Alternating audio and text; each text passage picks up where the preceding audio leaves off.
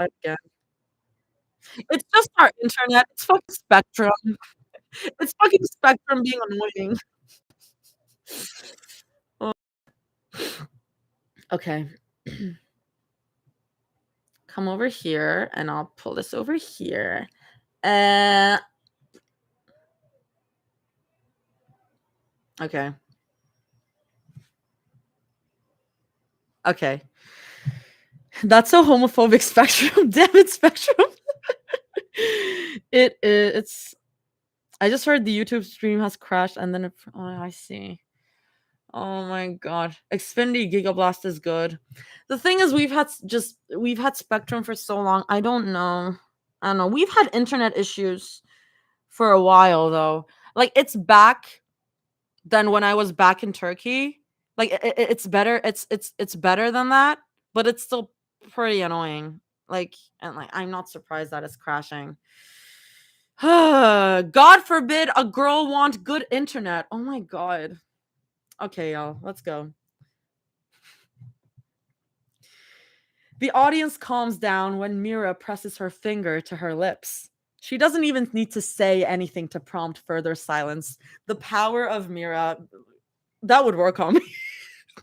Just her stunning face on the giant screens behind them, not even sweating, with a long finger over her perfectly curled lips. Her smile reminds Rumi of a fox, cunningly bright and beautiful. They introduce themselves one by one, screams for them just as loud as the other. We love to see it. Rumi first, with chants of Queen Rumi that shakes the stage. Mira is next, and Rumi almost laughs at how fast she watches people pull out their phones to take pictures of her on the giant screen. Zoe's fans are just as demented as she is. Zoe even leads the audience through some barking after she introduces herself, as she always does. Oh my god, I love her. Rumi rolls her eyes, but she lets her have her fun. Come on, Rumi, Zoe urges, shaking her by the elbow. She's pressing her mic into her face. Bark with us, right, guys? Bark, bark, bark! Rumi leans into the mic, a little unsure, but spurred by the cheers around them, and meekly goes, Woof? Zoe squeals in delight. The entire stadium cheers and laughs, and Rumi has to hide her face in her hands and into Zoe's side. She's not looking forward to seeing clips of that end up online after the concert. All right, Rumi calls into her mic, rolling her eyes. Zoe is still shaking her jacket. It makes her laugh even when she tried her hardest not to. Mira grins and says, louder into the mic, now this goes out to the hunters who never lose their bite. There's a roar of excitement in return. Their ocean of fans scream just in time for their first beat drop to start and for the floor to shake with all its volume. There's more electric guitars and dark synths in this one. Mira's touch. The lights cut. The stage grows quiet. It swells, then erupts into flames as Mira stands front and center, graceful but caustic with her gaze. In her ears, standby, track, bite back. Intro in 2, 3, 4. They would absolutely make a song called Bite Back. That is such a K-pop ass song title. K-pop ass song title. Oh my god. Rumi's body moves before she thinks. She snaps into place without ever having to question it. Mira's body moves on every downbeat, long limbs yielding and malleable despite how sharp that look on her face is. A snarl of an electric wind through the song cuts through the silence like Mira's blade. The lights flicker, stops, then holds. Dead silence for half of Rumi's breath, then death bursts of fire and pyrotechnics that share the same color as their painted and real marks. The fire that bursts like a fountain in front of them chases their silhouettes as they dance. Mira pivots like a ballerina right into Zoe's arms. Zoe's hooded eyes and Mira's wild, wild grin are on the screens. That camera following them as they dip right in front of Rumi, who lets her sharp finger trace that curve along Mira's cheek. Thank God. they snap back like a crash of they snap back up like a crash of rhythm. The drums wreck them until their choreography is as much like combat as it is a hits her pre-chorus note with incredible ease. Her body looks just as relaxed as Zoe playfully grabs her hips, not to be coy, but to sway with her to the beat. She's practically grinding against Zoe with every punctuated vowel. She's grinning right at the ocean that waves zealously in front of her, like she knows how envious they must be. Be jealous, that demon in her drawls. Look at how lucky I am compared to you. Look at how she belongs with me up here. Rumi grabs Zoe by the chin. She playfully tries to bite her on the neck, rolls away at the last second as Mira rips her away, grinning against her shoulder. That's crazy shit. That's crazy fucking shit. Okay. Okay. Cool. Cool. We're doing this on stage, I guess. I guess like this is like typical K-pop shit. We love stage gay. We love stage gay. Bum, bum, bum, bum, bum. Okay. The guitars wail in tandem with the lights around them, in tandem to the swing of their light sticks and the people that rock the barricade. Their momentum is a pulse that Rumi uses to guide herself through the last chorus. Mira's still in the center as the last few seconds of the song explode around them. Rumi can see the first bead of sweat appear underneath the side of her jaw, trailing down her tight neck and disappearing into her collarbone. That frenzied smile as she stomps to the beat and sings into her pink mic has always been something Rumi enjoys. No, she adores it. She's beautiful, Rumi marvels to herself, even as she turns and dances away until Mira is only in the corner of her vision. Their next song is Zoe's Domain. It's rap heavy, and their fans seem to know as soon as the song fades in and they hear that little whistle and the crackly nature of Zoe's voicemail intro at the start. We love a voicemail intro. We love. Zoe has a tendency to put her and Mira's laughter and jokes into some of their songs. They've always teased her about it, but they've never been one to deny her of her creativity, her mark, which we love. I love when there's like a little laugh in a song. That's my favorite thing.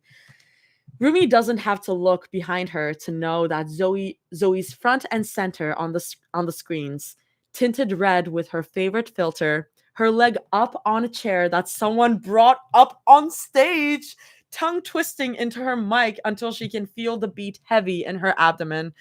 Light beams streak across her face, sharp as her tongue. We love a chair choreo. We love a chair choreo. Oh my god. Gorgeous, Rumi thinks. And mine, that little demon in her whispers. Mira walks up behind her, graceful as she always is on a stage or a catwalk. Her hand lingers over Zoe's shoulders. Her fingertips drag over Zoe's collarbone and all the way down to her toned stomach as she sits on the chair that Zoe had her leg on. Zoe separates her legs with her ankle, kicking them apart in a way that's as crude as her words. This is crazy choreo. Wait. This is actually great for me because I left it. Oh my god. Are we back? Are we oh no. Oh no. Or no or no. I got a low connection warning. Me working on chair.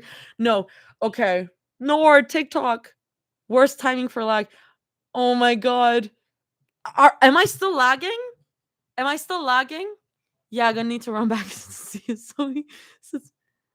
No, not the lag. Are we back? We're back? Okay, cool. Okay, cool.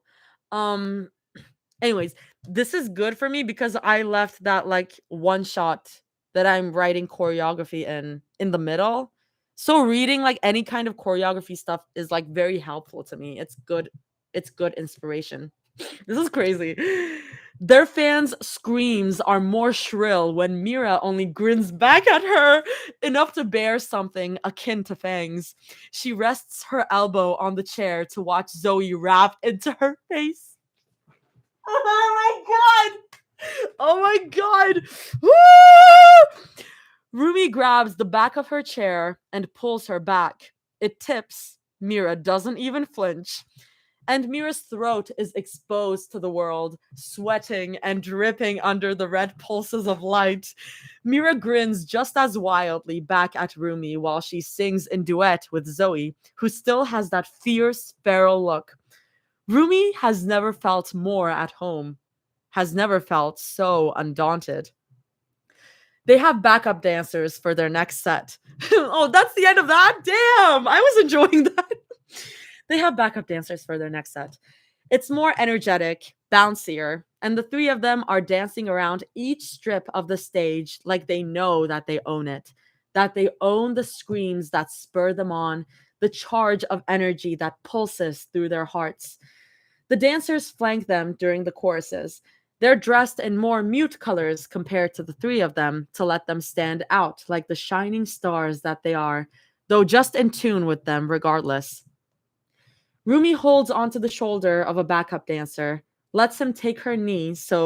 Wait, holds onto the shoulder of a backup dancer, lets him take her knee so that she can dip backwards to sing from the top of her head. Their fans lap it up like dogs, screaming and shouting her name as they reach out for her, like they want her. It makes the corner of her lips curl into a vain grin. Mira twists, graceful but sharply, over to her. She takes the backup dancer's place with such ease that Rumi blinks in surprise. Oh my god. Mira leans in against her jaw, a mismatched, sugary sweet smile on her face as she quietly warns, don't. Oh my god. Wait. As she quietly warns, don't let them take my spot again, baby. Oh my god! Guys, what the fuck? Guys, what the fuck? Guys! Oh my god! You can't make Mira say that! You can't make Mira say that and expect me to be normal about that! Oh my god! Oh my god. Okay. Crazy thing to say on stage. Crazy thing to say on stage. Like, oh my god. That wasn't part of the script at all. But she goes along with it anyway, because of course you need to. Goes along with how Mira takes her by the waist and pushes her backwards, even as they dance to the beat of the song. Rumi almost feels like she's in a club with all the pulsing lights and the drum in her heart and the humid air that clings to her cheeks. Mira presses her up against Zoe. Zoe's quick to hold her steady by the strip skin by her waist. Oh my god! Oh my god! Oh my god! Oh my god! Oh my god! Oh my god! Oh my guys, oh my god. I'm so normal. I'm so normal, I swear. I'm not gonna fall over, I swear. Oh my god. Oh my god. The way the three of them dance together, sensual but not too vulgar, surrounded by backup dancers and under the heavy lights, makes Rumi feel like they've taken the dance floor at a nightclub. She feels as if Mira and Zoe's eyes eyes on her are the only things that matter. Like the thousands that look at her from here, the thousands that watch them on the giant screens don't even exist. She feels untouchable by any other hand. It's as if Mira and Zoe's warm skin against hers is the only thing that could ever make her feel anyone else next to her but them. And Rumi follows it as a cue. Oh, anyway, they away from each other, though she swears that she feels Zoe's hand hook on her waistband just for a quarter of a second, and that Mira's fingernails drag over her skin, lingering there like a promise. Their knees skim the floor, It doesn't hurt anymore after so many years of practice. Zoe even took that as a chance to break dance closer to their fans in front of them. I love her.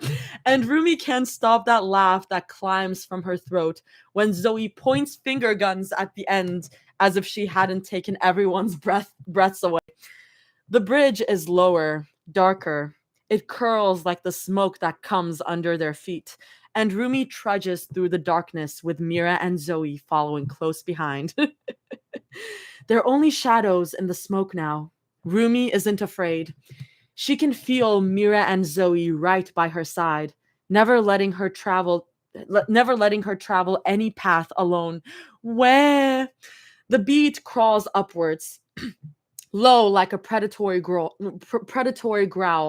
until Rumi breathes in deep and she sings high and loud.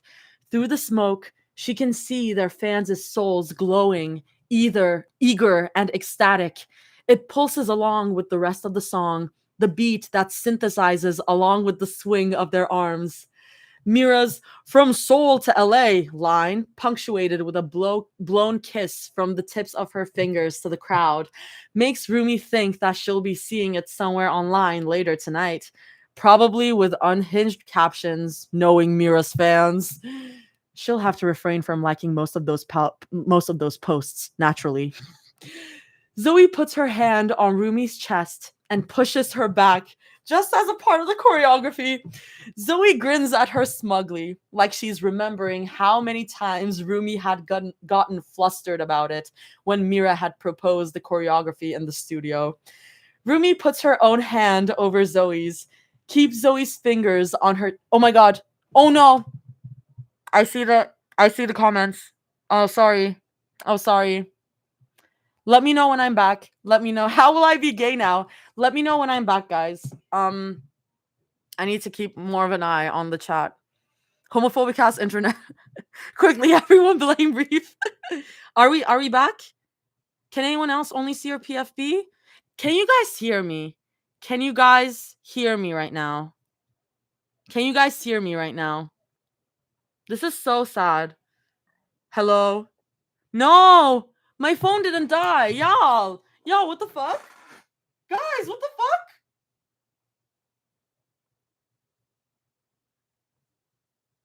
Hello? Hello? My phone didn't die.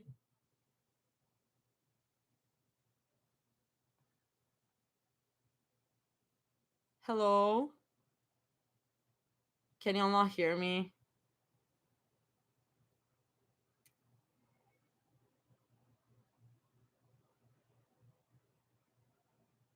Hello? Hello?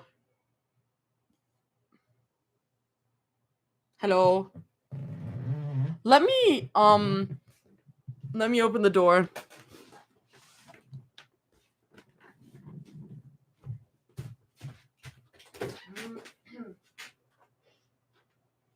That's so weird. That's so weird. Hello? Oh no, this is so sad. Oh! Oh my god, we're back. Are we back? Are we back? Are we back? It's working on YouTube. No? We're not back? We have nothing? I know the TikTok frozen. Hi, hello. Oh my god. This is so weird. Why did it stop on? I'm back? I'm back? Okay. Jesus Christ. I saw you guys pretty early on and I stopped reading, don't worry. We got left at Zoe and Mira trailing. Really? Trailing? Oh no.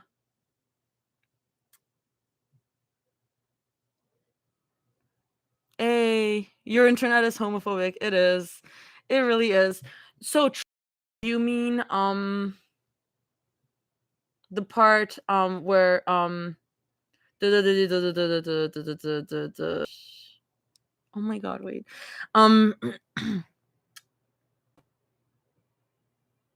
Through the smoke we can see their fans' souls glowing, eager and ecstatic. Zoe puts her hand on us and pushes her back, just a part of the choreography. Hello? Hello? Can y'all hear me right now? We were here for that? Okay. I'll just keep going from there. I'm sorry, y'all. This sucks. I mean, what I can do is I can get off the internet and oh shit.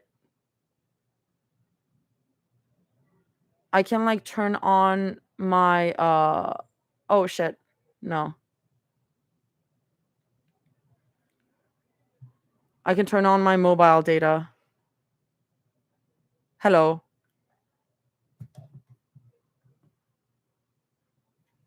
Okay, hi. Here from TikTok. Well, hello. Hello, real first name. Hello. TikTok is just cutting it. But it is okay with YouTube, right? Okay.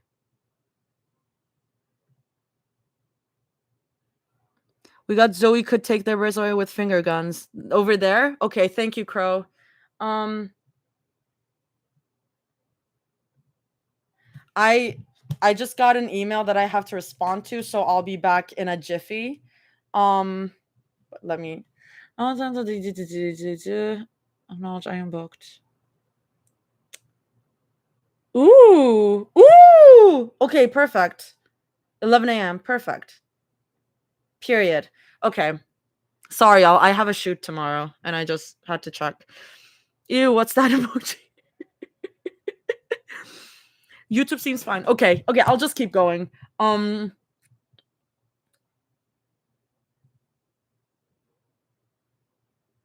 She can feel Mira and Zoe right by her side, never letting her travel any path alone. Were we over there? I can pin the YouTube link in the Discord. Guys, it is Artie Enjoys Life on YouTube. Artie Enjoys Life. If you type that in, it will come up. Okay, perfect.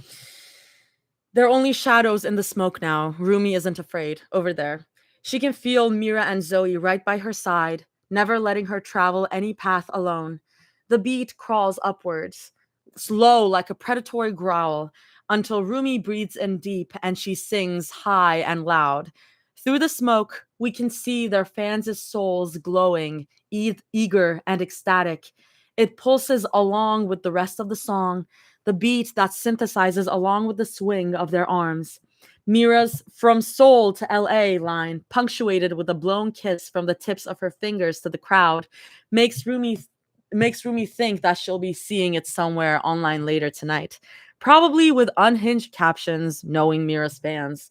She'll have to refrain from liking most of those posts, naturally. Zoe puts her hand on Rumi's chest and pushes her back, just a part of the choreography. Zoe grins at her smugly, like she's remembering how many times Rumi had gotten flustered about it when Mira had proposed the choreography in the studio. I have the YouTube on standby. Okay, cool. Rumi puts her own hand over Zoe's, keeps Zoe's fingers on her chest while she walks backwards into Mira. She adores the way Zoe's eyes widen ever so slightly. Rumi's smile takes over the smugness between them. God, Rumi, Zoe marvels under her breath, laughing against Rumi's cheek. She knows exactly where to say things where their microphones can't pick them up. You're so beautiful tonight. Rumi tries not to think about how that makes her heart shake. She presses it down. Mira takes Rumi's hand in the next song. She twirls Rumi around as if they were ballroom dancing, gentle and elegant. But Rumi puts the mic to her lips, grins at the blinding lights that scream for them, and body rolls right against Mira's chest. Beautiful. There's a fire truck right next to me, y'all. I love it when Polytrix authors like put grinds and body rolls in the choreography because it's like, okay, go wild. It's not an ambulance, it's a fire truck because I live right next to the fire station. It's crazy. Anyway, wait, where did I leave it? If she concentrated hard enough, she could feel Mira's chest tremble with her pinched breathing. Her fingers find Mira's throat. She slides it down, nails burrowing gently into Mira's skin, ever so slowly as she sings. She wishes she could turn to look at Mira, but not looking is half the fun. Mira playfully flicks her braid when Rumi gets off of her. Warn a girl next time, she grumbles in Rumi's ear. Rumi only laughs. She presses whatever gets stuck in her heart down. Zoe jumps on Mira's back during one of their songs. Confetti rains down on them, and Zoe takes Mira's distraction by the cannons as a chance to pinch her cheeks.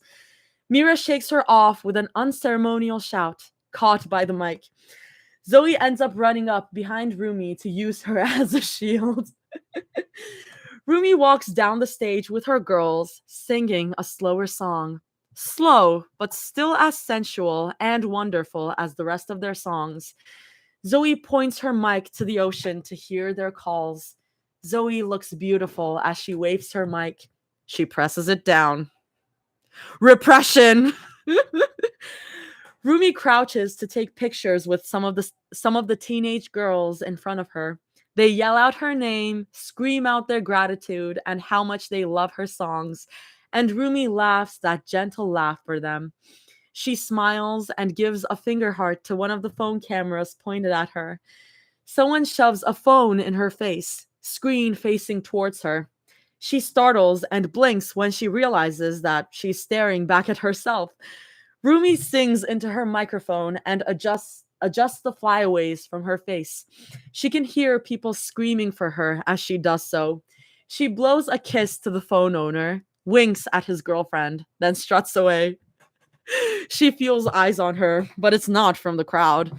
Do y'all think that Rumi is kind of like Rose in that whenever she like takes photos with a girl, they end up breaking up with their boyfriends?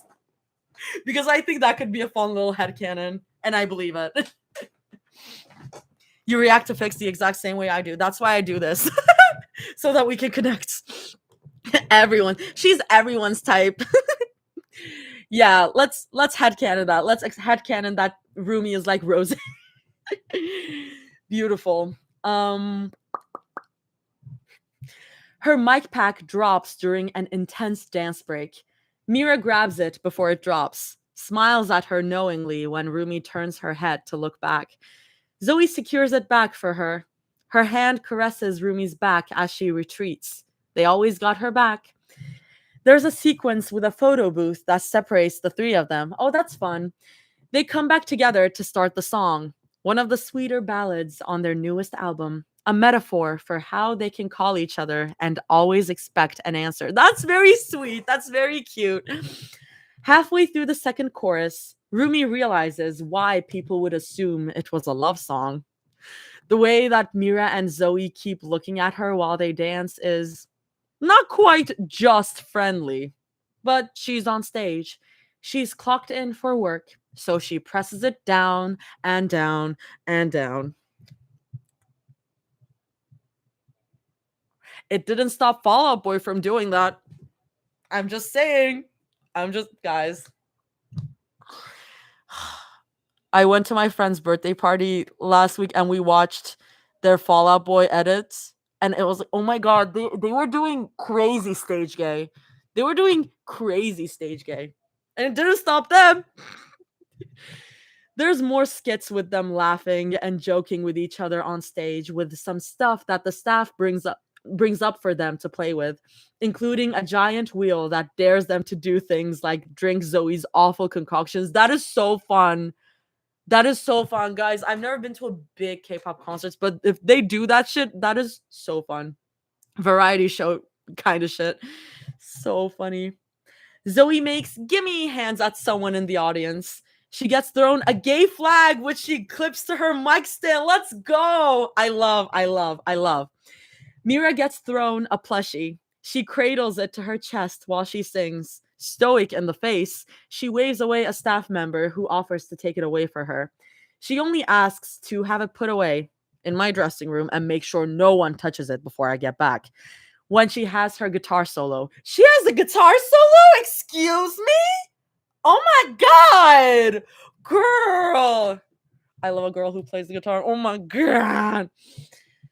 And down, down, down, Rumi shoves away that lurch in her chest, that bump in her throat, the way her heart sings when she sees them glowing under the lights of the stage. She almost feels as if she could explode. It's getting too much. And she might as well could explode and purge these things that presses down. But she keeps going. She smothers the ache, masks it with her smile, and waves at the crowd. She swallows that feeling whole and buries it so far down that it hurts. It stings, it bruises and aches until it's everywhere on her body. We have to save her from the repression, guys. Like, oh my god. Rumi hears, Annie, Annie. She hops down from the stage to wave hello at the kids. There's still fake pink money, Mira dollars, as Zoe affectionately calls them, raining down from the sky as one of their songs looks with a happy, honored smile. She can feel eyes on her as she does it. She feels 100,000 eyes watching as she curves her name with the pen, just as much as she can feel two pairs of eyes that she could pick in the vast ocean, the eyes that draw her back onto stage where she belongs. Zoe hugs her from behind. Rumi feels phone cameras point right towards them as she does so, but she doesn't care. Why would she when Zoe's laughter stays stuck in her heart? When Zoe is smiling at her so wildly like that. Zoe makes her complete a hand heart with her. It makes Zoe laugh, and she presses a kiss to Rumi's cheek as thanks. And Rumi thinks, I would rip my heart clean out of my chest for you to make you laugh like that again. Mira guides the entire stadium through a wave. She stands in the center of the stage, beautifully confident, as she orders each section to wait their turn. It's that concentrated look in her eye, the way that she squints without her glasses, and the way her brow pulls tight that takes Rumi's breath away. Yeah! Mira cheers, pumping her arm. She's grinning as she claps. Good job! Look at you guys! Rumi thinks, if it's an ocean of people who bend by your rules that you want, I will give it to you. I'd give everything to you. Just for you, you. When will it be me? When will it be me? One chance! One chance! Oh, God. Ruby, that's homosexual. Ruby, that's gay, actually. Oh my god. Zoe and Mira sing a duet together while Rumi plays the guitar. The spotlight is on all three of them, but Rumi thinks that they look especially brilliant under the lights. Gorgeous and wonderful, her beautiful girls in every world that she could think of. Do I really love you? She wonders to herself. It's still edged with fear, terror, if she thinks too hard about it. Zoe dances with fans on stage. She's elegant, graceful in every outstretched limb, in every sharp look that she throws over her shoulders. She's being playful even when she's this alluring, and it stops Rumi's heart. What if I can't love you enough? Rumi worries. I'm gonna die. Mira smiles and crouches to say hello to a few children by the barricade. She gives her finger to a toddler who grasps it with his entire fist and shakes it. Mira laughs loudly, fully, happily. Do I even deserve you? Rumi asks herself. Zoe huffs, a hand on her waist. Someone from their crew tosses her a water bottle, and she throws him a grin before twisting it open to chug to her heart's content. A spotlight glows over her. She's sweaty and heaving, and so beautiful that it hurts. How do I love you? Rumi pleads. How could I love you, either of you? Why can't you show me? Mira laughs into her mic. Rumi thinks, please. She's not sure what she's asking for this time. For this time. It bounces over the stage. The glow of their ocean is pulsing each time. Mira laughs even harder after pointing out at the funny signs that people have made just for them. just for her. For Zoe tackles Mira into a hug. Please, please don't do this to me. Don't make me want you. They wave at the audience as they sing, proud, confident, loving every single minute that they glow under the lights, bioluminescent. Then Zoe's ramblings to her in the middle of the night come to mind. How Zoe would whisper to her, sleepily but eagerly, with their legs tangled over each other under the blankets. How Zoe would take her hand into hers, press them together, and remark, "Look at you, Rumi. Your patterns are glowing. You're beautiful." It makes her giggle in the dark. "Don't make me love you," she begs and prays and pleads. Mira sings the verse into her mic. The ocean pushes and pulls for her, and Mira stands there, strong. She barks at a nearby bodyguard to help two teenagers trapped against the barricade. Oh my god. Rumi thinks of when she and Mira were stranded outside of a photography studio, waiting for a chauffeur who had slept in. There was a child waiting at the bus stop across from them, and after their car had arrived, Mira had asked her to wait with her, just to make sure. She remembers Mira rubbing her thumb against the back of her hand and how she had said, "It could have been you. I would have made sure you got home safe too." They wave her over to take a selfie with a fan who points a disposable camera at them. Mira holds her waist to keep her from falling off the stage. Zoe pokes at her cheek to widen her smile. Her smile is genuine when the camera clicks. And oh, how Rumi sees a dependable life with them. That should have never been in question, as the demon in her ear sings to her about those cracks in her heart and the doubts that she presses down and down and down. "You make me look towards the future," she thinks as she watches Mira dance under the lights and the cheers of their fans. "You make me feel like it's okay to want, like you'd be there to catch me if I fall." "You make me laugh," Rumi thinks, when Zoe takes a fan's phone to make funny faces at it. "You make me laugh so much that it hurts." They sit together on the edge of the stage during a slower song. Zoe swings her feet, and Mira crosses her legs. They sway their heads from side to side, admiring the way that the light sticks and phone flashlights sway along with them. Rumi could almost pretend that they were out stargazing together, that she, Zoe, and Mira were the only people out looking out at the stars. And she thinks, just for a moment, that maybe it would be okay.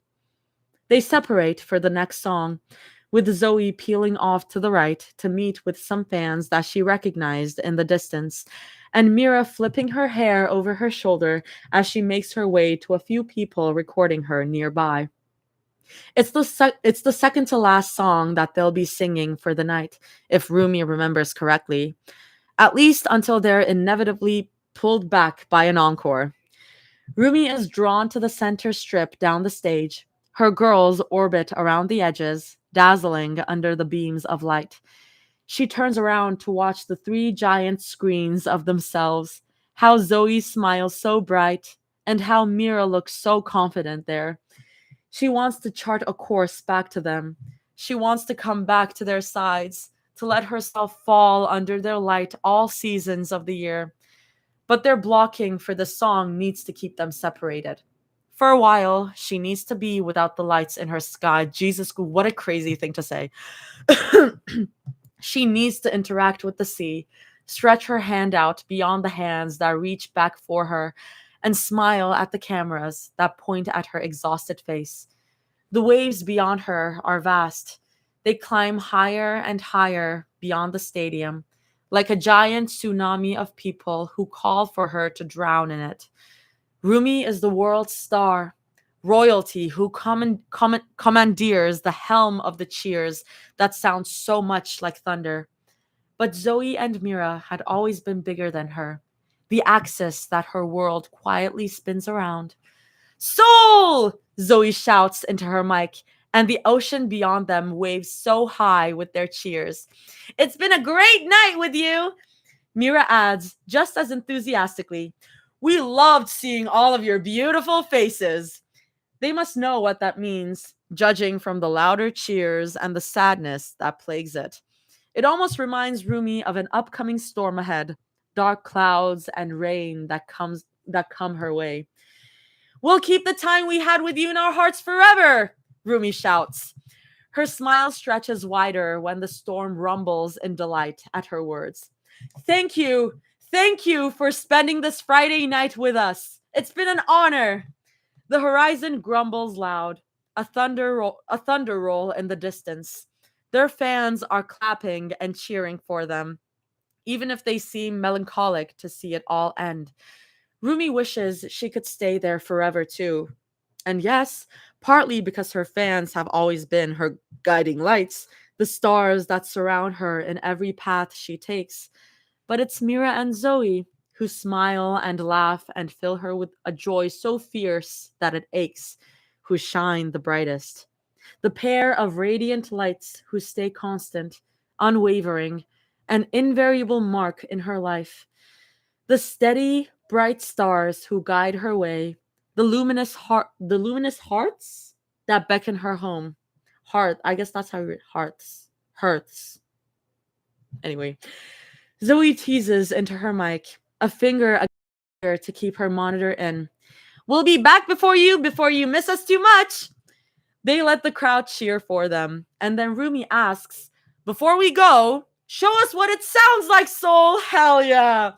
Mira raises her microphone towards the sky and the crowd that roars. They're still far apart. Mira's practically catwalking away on one side of the stage, waving hello to their fans that she meets there and smiling in that effortless, beautiful way. Zoe is entertaining her fans by playfully bickering with them about a sign with their goofy face on it. She wants so badly to be with them again.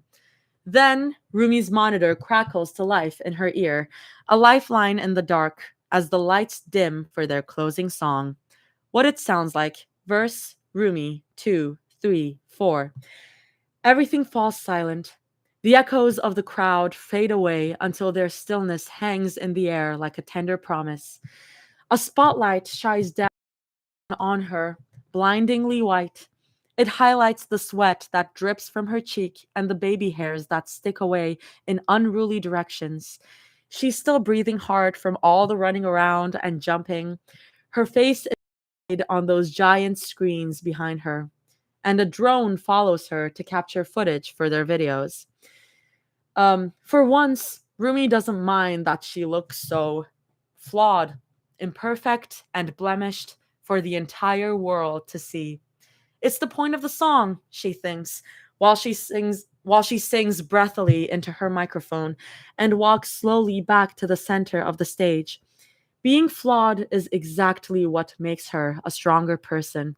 There's no reason to hide herself away when the people who love her most see her flaws and mistakes as wonderfully, wholly her. The music behind her swells. She can feel the plucking of the strings, so akin to when she would touch the honmun against her ribs. It's intimately familiar, as much as it is thrilling. She could sing the song in her sleep. She knows the words so painfully well that it might as well be etched along the flesh of her heart. Rumi recalls every minute that night, from the awful, awful way they looked at her when she had been laid bare in front of the world against her will, to the way Celine watched her like she was watching her life fall apart for a second time. The light follows Rumi with every step that she takes on the stage. The flooring beneath her holds her steady. She's thankful that this rendition of the song doesn't come with losing another friend or with the exhausting ordeal of having demons climb to bury her alive. She's alone, singing on the stage, in front of a million eyes who watch her with bated breath. In it, she feels the burn of two more eyes against her back. There's only ever been two gazes in her life that matter. God, she wishes she could be with them right now. Another light shines on the stage. Zoe, who sings to the crowd with that wonderful, beautiful smile. She serenades them with that dimpled smile of hers, and the white light that shines upon her brings out her golden freckles and that exhausted crook of her lips.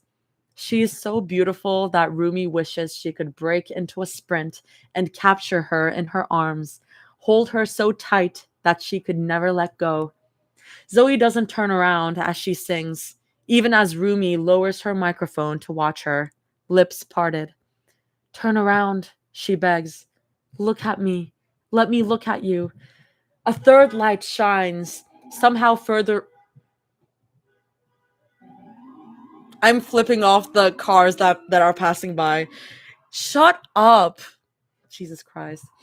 A third light shines, somehow further away from her. It's just as white and glaring as Rumi and Zoe's spotlights, but Mira seems to thrive under it. She holds her chin high as she sings and extends her arm towards the ocean. Mira's also a little sweat dampened, with flushed pink cheeks that meld so wonderfully with the color of her hair. Her makeup is a little smudged under the eyes. Her ribbons have come undone in her hair, and she's beautiful. So beautiful. Mira walks further down the stage, and Rumi's heart racks with such a near sob. Please don't turn your back on me, the demon within her cries. Don't walk away from me. Come here. Don't say goodbye.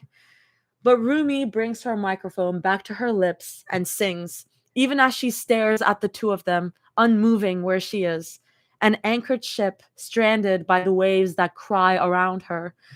The guitarist begins to riff. The melody blooms like a flower in the spring, and Rumi feels that swell in her chest begin to grow by tenfold. But she presses it down. She sings. It's the only thing she knows that she can do right now without falling apart. The notes cascade into a deeper wave.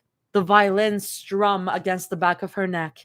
The ocean around her is bright, but they aren't as bright as the dancing lights on the stage, the smiles that turn to look at her, the beautiful look on their faces when they finally see Rumi.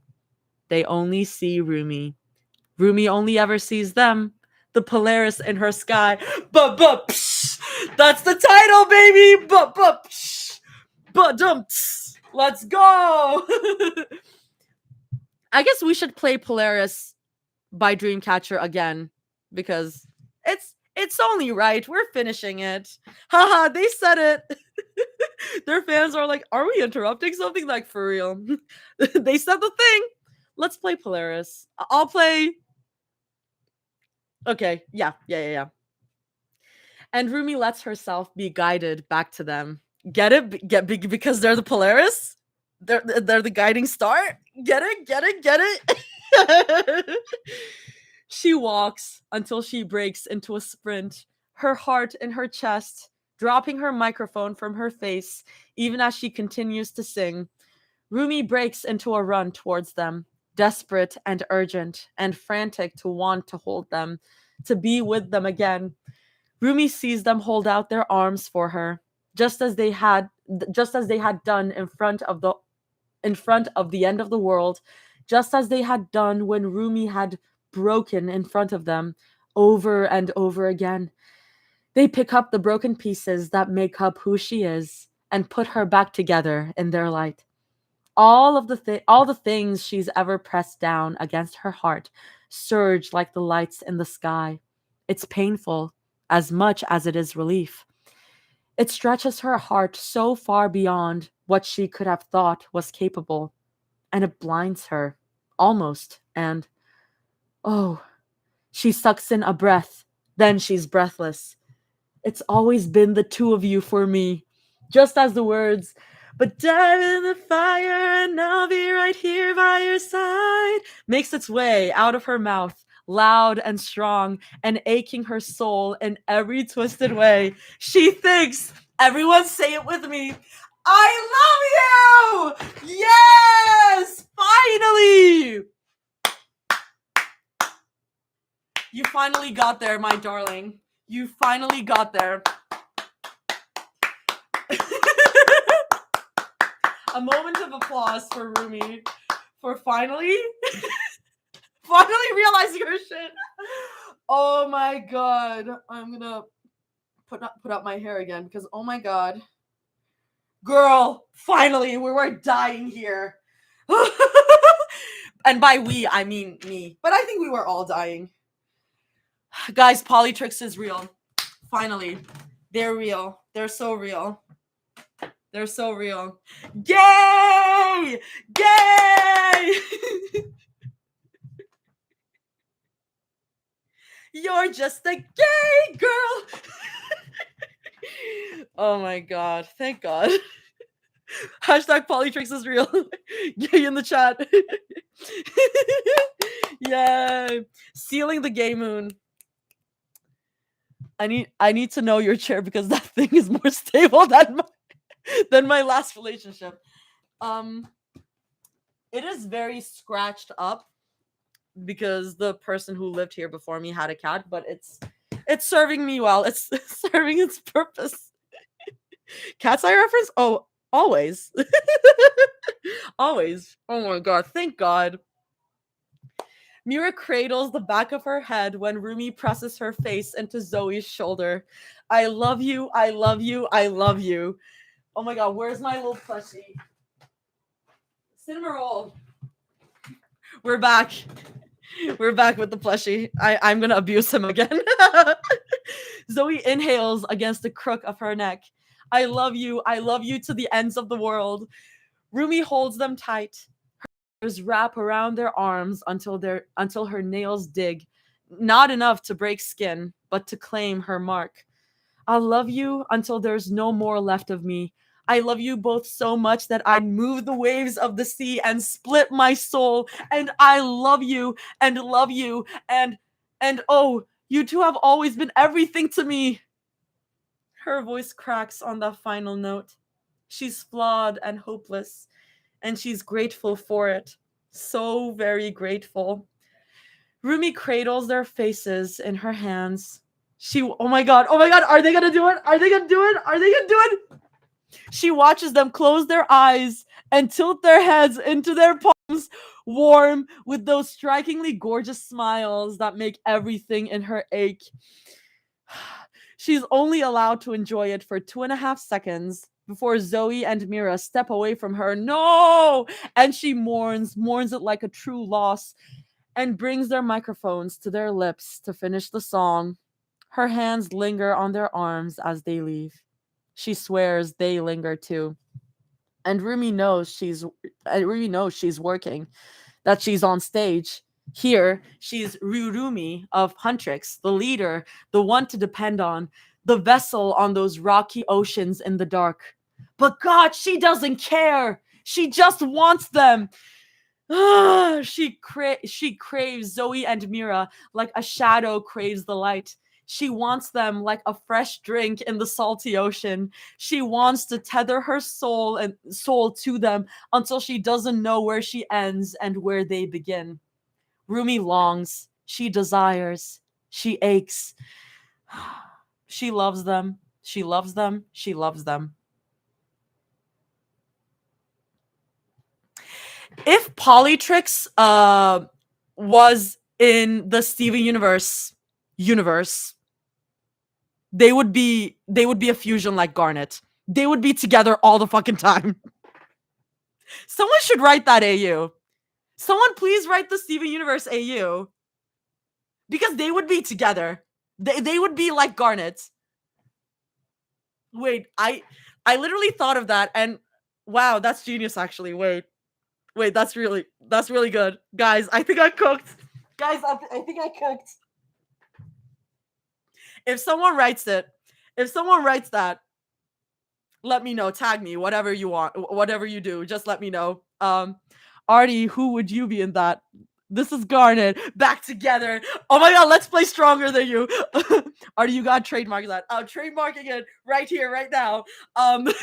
Someone write that. I'll post a clip of that because I need that to be written now. I kind of want a Huntrix Owl House AU because I think Rumi and Hunter would get along. Wait. Oh, Hunter, my baby, my baby, my child. But then we're robbed of them dancing all the time to fuse. That's true. That's true. But maybe we can have them like break apart only like during you know how like Ruby and Sapphire have that one like fight and they like break apart. Maybe they do that. But we can still see them dance. We can still see them dance. But I kind of need them to be like a fusion together. Maybe the AU is like them falling in love and becoming that fusion. Like a la Ruby and Sapphire.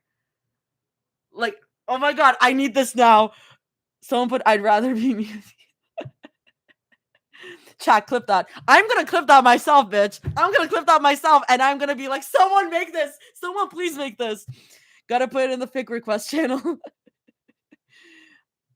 Artie calls dibs on Steven Universe AU, everyone. Hunter, my boy, TT, they both part demon. Oh, you're missing the best. Okay, I'll go back. I'll just read the comments and then I'll go back. Mira is a royal gem. Wait, guys, I think we're cooking. Mira is a royal gem. Is Zoe more like Ruby then?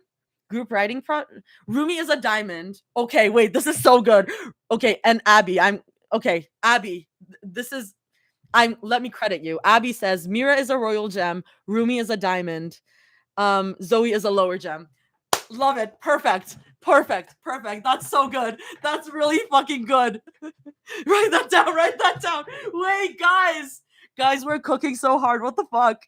Oh my god. Artie, we're doing a writing challenge each month. Each month, and we can make this a prompt for next one to see it as a group fic. Perhaps Zoe would be a ruby. Yeah, I think I agree. Purple diamond, Rumi a pearl. I like the idea of Rumi as a diamond, but Rumi can maybe Mira is a diamond and Rumi is a pearl. Who would be in that relationship? Who would be the diamond and who would be the pearl? I adore Artie's side quest. Thank you. Who would be the? Because I feel like it could work both ways. Rumi has more pressure on her. Mira as a pearl would yeah. I'll let y'all cook that. Artie, I'm vibrating over here. Finish the chapter. Okay, I'm so sorry. I'll let y'all figure that out. We'll go back to this. Okay. Okay. She loves them. Okay. Zoe and Mira walk away from her. They're back to interacting with the crowd, smiling and laughing and waving their arms to get that bright ocean in front of them to bend to their will and sway along. They're so beautiful that Rumi has to blink and blink away those tears that ache so far deep in her chest. She loves them. They look so radiant, so alive, as they sing with their hands over their hearts and smile at the crowd. Rumi can't look away. She can't turn from Zoe's big smile, from the way the corners of her eyes scrunch up with her joy, just as much as she can't turn from Mira's confidence, her stature, the chin that she holds high with grace, and that wonderfully sharp gaze. They're as beautiful as the endless universe, and Rumi loves them. The storm that had been brewing around them begins to get closer. It rumbles with promise with every verse, shaking the ground beneath her feet and threatening to throw her off course. Yet Rumi holds steady. She stays right where she is, singing and watching and marveling at the specks of light that make up her entire world. She even belts louder than she had in the studio version. It feels like relief, screaming, wonderful relief. The crowd that harmonizes with her only worsens the ache in her chest, and it feels like a million stars bumping into her, steering her towards the brightest two in her cosmos. She can hear little wisps of murmurs close to her. Their fans whisper about why she's only standing there. Why won't she turn around to smile at them like Zoe and Mira are? They murmur and clamor like the static of electricity towards the earth. Rumi hears a fan whisper to her friend, Is she okay? Who is she looking at? Other fans are calling for her. They beg for her to turn to them and give them her attention instead. Even as the song begins to end, they shout for her, like she could ever fathom,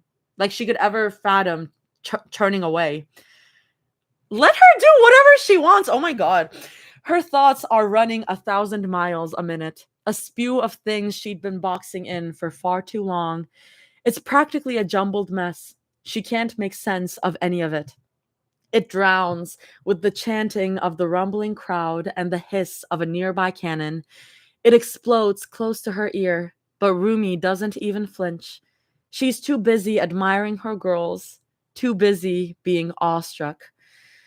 The smell and sulfur is faint under her nose. More fireworks explode up above, over and over, exploding and pulsing with the heat that threatens to shatter in her chest. Zoe puts her palm over her eyes to look up. Her mouth hangs up with joy, and she stares right above at the gigantic explosion with wide, doe-like eyes. Mira stops where she is to stare too. She tilts her she tilts her eyes upwards, squinting into the sparkles above. She's not so openly astonished as Zoe is, but there's a quiet marvel in the way her pretty pink lips separate. The crowd has lost interest in them, turning instead to the fireworks that pulse in tandem with the drums. Mira and Zoe's eyes reflect the blues and pinks and purples that flash in the sky, showering the stadium in their brilliant smoke and light. Happy Bisexuality Day. Like, what was it? What was it day? Bisexuality Day? Day of Bisexuality? It's we're celebrating bisexuality today, and they have the same colors. Um, let's go, my bisexuals. Just want to mention that. Happy day. Happy day. Okay. Rumi's eyes don't. She's too busy looking at them, seeing not just the most beautiful souls she's ever laid her eyes on, but the stars that light up her darkest skies. Rumi navigates her way to them. She pushes onward, even when her knees feel like jelly. Every step she takes just leaves her more breathless than the last, twists the cavity in her body to aching, agonizing degrees. She loves them. The fireworks are still ongoing. The fire near the stage is still roaring as the live band riffs to their heart's content. From what she remembers, this display will continue for 3.5 minutes. Rumi doesn't have that much time. She feels like she could die before then. Hell, she's hardly breathing by the time she gets close enough to Mira and Zoe, close enough for them to rip their eyes away from the beautiful fireworks to look at her, smiling at first until they fade with their concern at the look on Rumi's face. It's getting close, y'all. That agonized look on Rumi, as if she were in pain, as if she is in pain. Rumi's clawing at her throat. Her breathing is ragged, and her chest squeezes so narrowly tight that it feels like the valves of her heart are starting to coil and bend. Her entire body is in agony.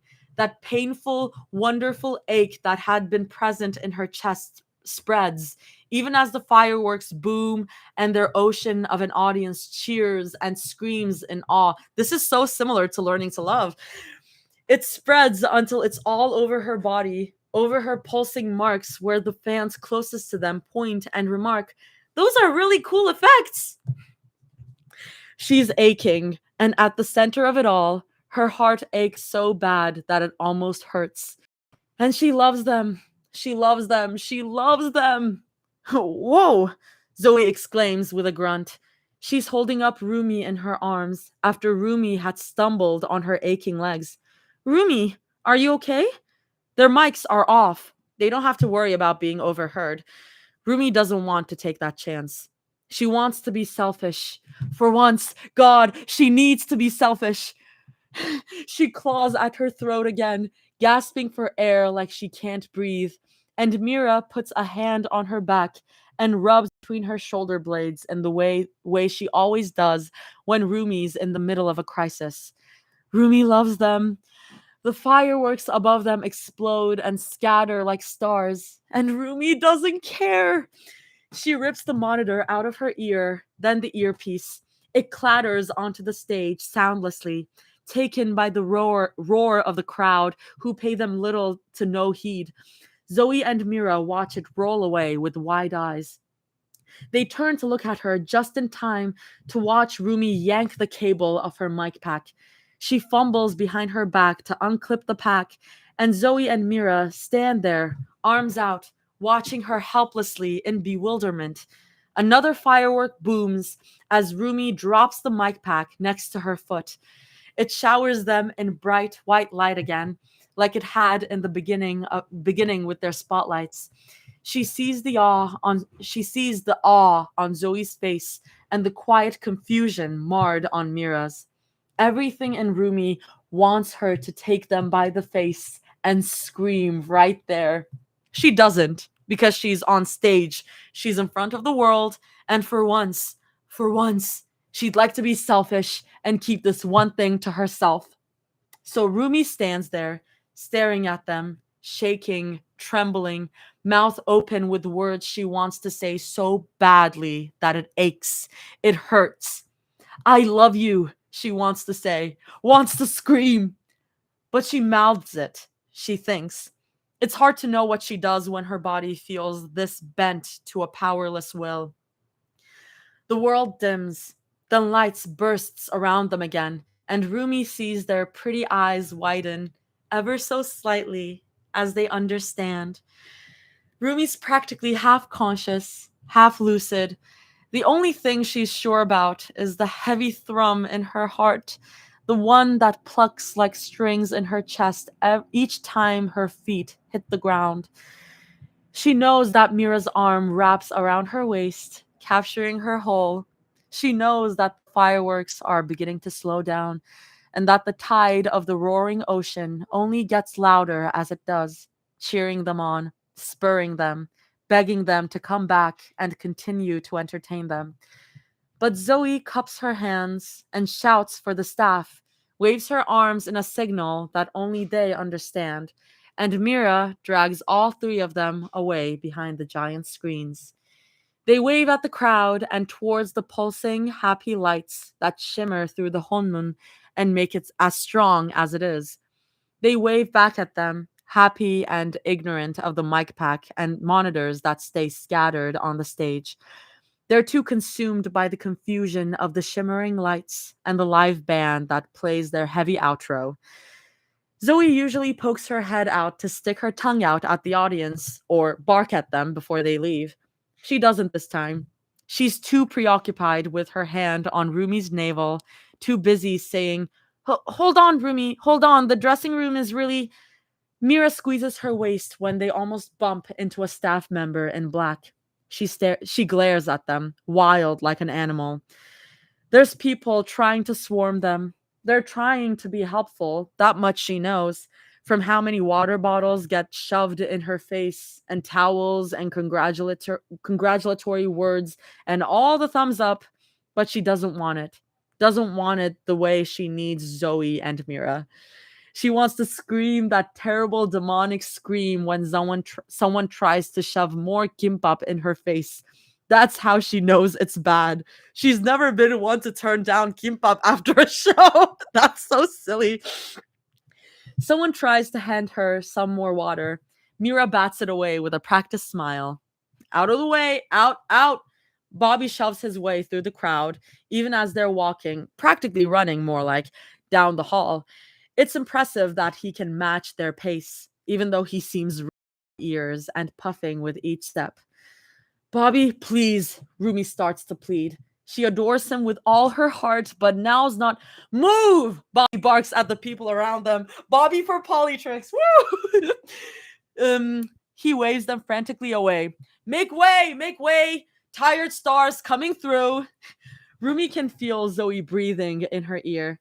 We're almost there, she promises quietly, and Rumi can only nod in return. Bobby leans in close to Mira while they walk faster and faster. Rumi has to strain her ears to hear him. All he says is, "I'll make sure no one bothers you three while you talk." Rumi already has her thanks on the tip of her tongue. Judging from the looks on Zoe and Mira's faces, so do they. Bobby just waves it away and frantically exclaims, "Just go!" He really wants them to get together, man. He gives Rumi a light push on the back. He stays behind to bark orders at the staff, letting them know not to follow them and that they were just too tired to be bothered for the rest of the night. Rumi puts having a meeting with the company to give him a raise or a bonus in the back of her mind. I'm going to close my door. Okay. And then she's preoccupied with the other stuff. Her body aches again, just in time for Zoe and Mira to push her inside the dressing room and close it shut. They can still hear the cheers of the stadium from all the way here, with the soft thumping on the ground and the way that they chant for them to come back for one more song. Zoe's breathing hard. She looks around the room as if expecting someone to come out from behind the couch and scare them. She looks everywhere except at Rumi. Rumi wants to beg her to look at her. She wants to be selfish. She wants to be greedy. Yet no words come out of her mouth, and it frustrates her. Zoe looks stares. She stares at Rumi and she asks, breathless as ever, "What happened? What's wrong?" Mira swallows. She's panting under her breath, the gentle rise and fall of her shoulders driving Rumi wonderfully insane. There's a bead of sweat that races down the side of her face. Rumi wonders if it had been the result of their run here, or if she'd been sweating during the fireworks, during the song. "Rumi?" Mira, Mira starts slowly. Mira starts softly. When Rumi says nothing and stares, "You know we're here for you. You can tell us anything. We won't run." No words come out of Rumi, even if she desperately wants them to. It's like there's a block in her throat, preventing her from screaming out that she loves them, that she wants them, that she wants them so bad that it hurts, it aches, it pains her heart, and she loves them. A small whimper climbs out from her throat. It's the best she can do with the turmoil that beats from her chest. Zoe's face falls slightly. She looks all over Rumi's face, searching for an answer. She seems desperate to do so. Rumi hears the faint chant of "Han tricks" under her shoes and through the thick walls. Mira looks at the door that they're standing by, as if waiting for a rush of water to come running at them. She swallows, takes Rumi by the hand, and leads her over to the vanities, the furthest from the door, protective as she always is. It aches. "Rumi?" Zoe calls in worry. Her brow knits deep, and her eyes look so puppy-like that Rumi wants to coo and cup her face, but her hands are frozen by her side. "Rumi, baby." A pitched, strangled noise comes out of her throat. Zoe's eyebrows jump up in concern. "Take some deep breaths," Mira whispers. She wraps her fingers around Rumi's wrist, curling them in and squeezing her gently. "There we go. See? You're okay. You're right here with us." Breathing is more even. Mira's guidance doesn't stop how confined her throat feels, though. She can feel it all coming out. The things she had been pressing down, not just today, but all the things over the weeks, the months, the years. She doesn't have to imagine how gargantuan that mountain must be. She's honestly surprised that she's even standing right now. "Rumi?" Mira says again, soft. Her name wraps around Mira's tongue like a gentle caress, a hand to her cheek. Rumi squeezes her eyes shut to try and drive the image away. She can't. "Rumi, do you want to tell us what's wrong?" Zoe asks. Her knuckles brush over Rumi's waist.